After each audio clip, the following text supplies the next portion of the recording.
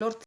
Pamplonuk Gora Iruñeko negozio kanpainaren bigarren edizio berriz ere 30%ko deskontu bonuak eskainiko ditu eta establezimenduen parte hartzea beste sektore batzuetara zabalduko da, hala nola elikadura, akademiak eta aisialdi eta kultura zerbitzuetara. Nafarroko aldizkari ofizialean argitaratu dira administrazioak establezimenduetarako antolatu duen programaren oinarriak.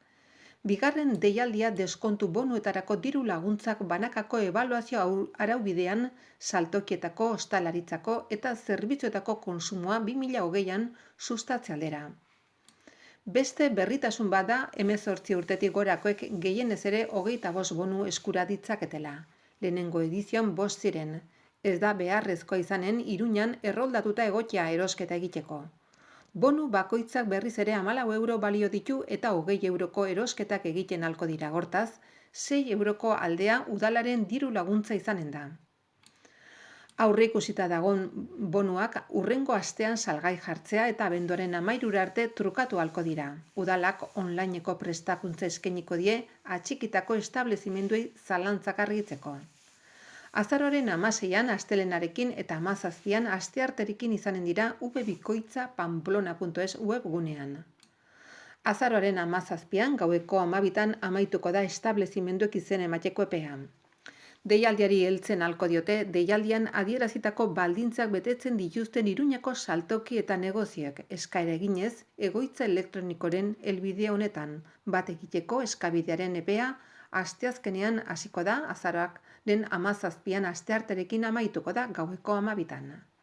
Deialdiaren xedea da Iruñako saltokietan eta ostalaritza zein zerbitzu establezimenduetan erosketak sustatzea.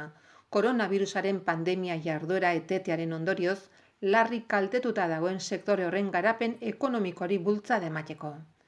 Erosketak gertuko saltokietan egitea suspertu nahi da, hiri eredu bizi-biziari eusteko, herritarrengandik gertuen dauden saltokien eskaintza zabala erakutsiz.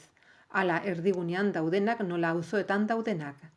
Lehenengo edizioan 54.969 bonu saldu ziren eta Iruñako udalak dagoeneko ordaindu die bonu bakoitzeko 6 euroko diru laguntza ordainagiriak modu egokian aurkeztu dituzten merkatariei.